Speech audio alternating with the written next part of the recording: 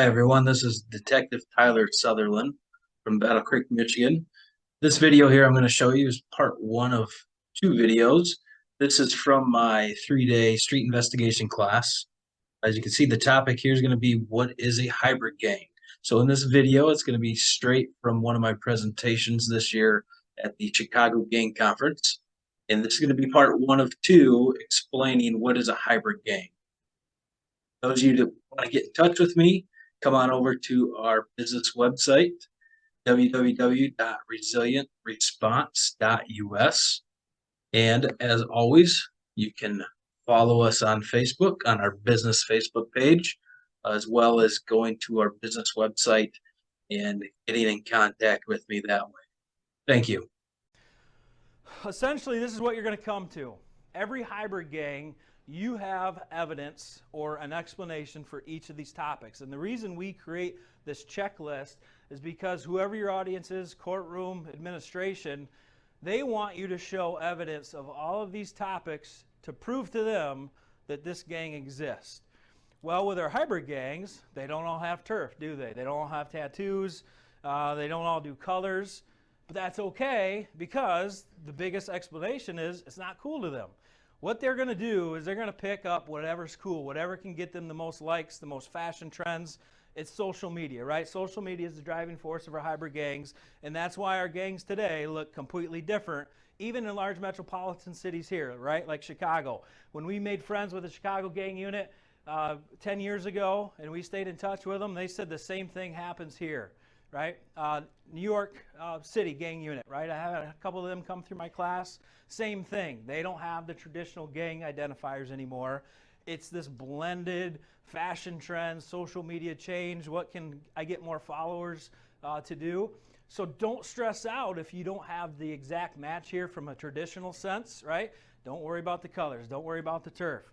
Turf, for example, you ask gang members now, do you have turf? They say no, we go wherever the money takes us, right? The rivalries, they'll have what we thought were rivals at one time. They're working together because they know they can make more money, and then later at night they go and they shoot it out with each other, right?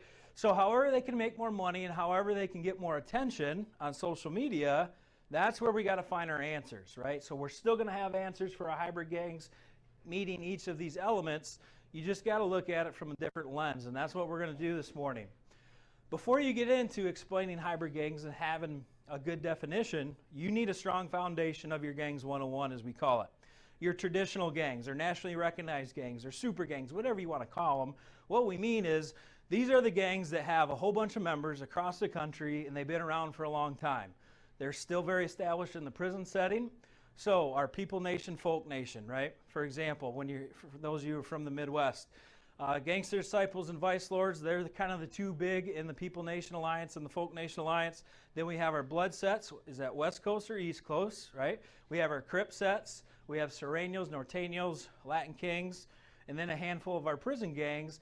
Those are what we would call our traditional gangs. In order to explain the hybrid dynamic, you have to have a strong foundation in that. So when I teach my 3-day class, right, these are some of the traditional gangs that we'll talk about. And we'll show signs and symbols and history lesson, because what will happen is our hybrid crews, when they come along, they may mimic some of this old stuff because they think it's cool. Or worse yet, they'll borrow from both sides that should be rivals from a traditional sense. So for example, they might wear red, but write 6-pointed stars and pitchforks, right? That doesn't make sense from a traditional sense, but these hybrid crews, they don't care because it's gang stuff and they know that's how they can get attention. What matters in the end is what do their members recognize, what does the community recognize them as, and their rivals. They don't care about the history lesson, traditional values, and representation, but you might see some of that. That still might show up in some of your hybrid crews, so you got to have that good foundation of your Gangs 101. So let's get into this definition of what this is and why this looks so different than it was 10 years ago. The other thing that I've noticed is I've traveled across the country and talked to a lot of investigators. Those of you that have had the, I guess, value or upside of investigating traditional gangs, so when I say that, Bloods, Crips, Vice Lords, Gangster Disciples, Sureños, Norteños, now that these hybrid crews have came along, you guys tend to struggle the most with this hybrid definition because it looks completely different than it used to. The rest of us, that's all we've had as hybrid crews, It's a little easier for us to adjust because that's what we've had, and we've always had to develop the definition early on. So that's another common trend that I'll see. So those of you who are kind of used to that traditional sense, we're going to work through this and hopefully give you some of these options here of using these explanations. So the phrase itself, right? You might come into the courtroom or present this to your DA or prosecutor and like, what in the world is the word hybrid gang, right? I'm here to tell you that phrase has been recognized across the country, state court, federal court. Obviously, I've testified in our state court and in U.S. federal court, said that phrase, that title, other investigators across the country. It's a nationally known term, so don't get turned off or be afraid to say the name itself. What's going to happen is the old guys are going to go out of the picture. Whether they go to prison, they die, or really the young guys just don't care about the young guys anymore. So the old guys, the OGs, they were always kind of the caretakers, the keep the young guys in line. You got to get permission from the old guys. It don't matter anymore. These young guys, these young crews, they don't care about the old family tradition anymore. And again, I'm going to keep going back to social media. Social media, again, is a driving force because it's created instant gratification. Social media does not care about old family roots and traditions. It says what can make you more popular right now. And listening to some old guy tell me about the rules and I got to know this history and I got to get permission, screw that. I'm going Facebook Live right now and everyone needs to see me out here, right, repping my crew and my reputation. So they don't listen to the old guys anymore. They're kind of gone to the wayside, and that's why we don't see rules. We don't see traditional colors, right? No one gets asked permission anymore. They do whatever they want to do. Just ask some of these old gang members. That's exactly how they describe these young guys. But again, it's because of that social media dynamic.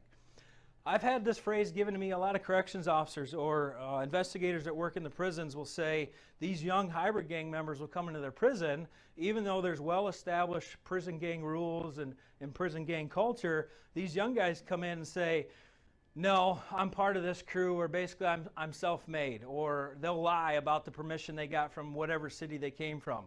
So they call it the unsanctioned creation. That's what the old gang members will call it. They didn't get permission. They'll just lie. Again, they don't care about getting permission from these old guys. So that's another phrase, and we'll see it at the street level as well. That's why they don't follow the rules, and they're always changing what they're doing as well.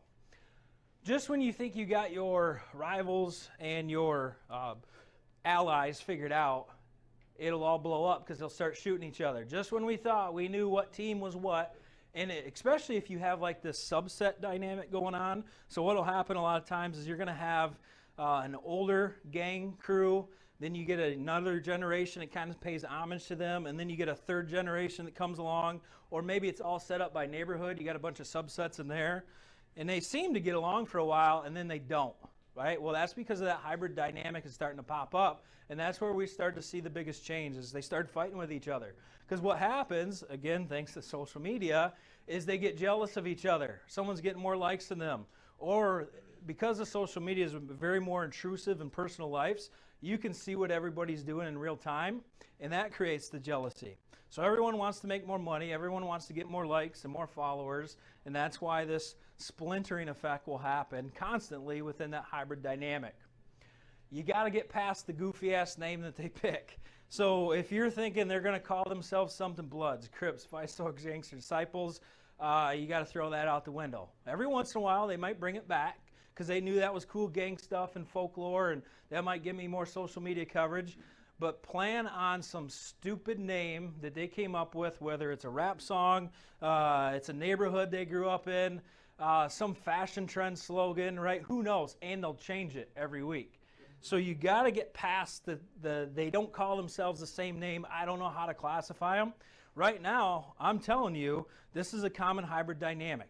Just because they change their name, you can still call them a gang, but that's a unique characteristic. So that's another topic you got to start thinking about honing in on. These gangs, when you're defining who they are, what they do, you need a box that says characteristic trait.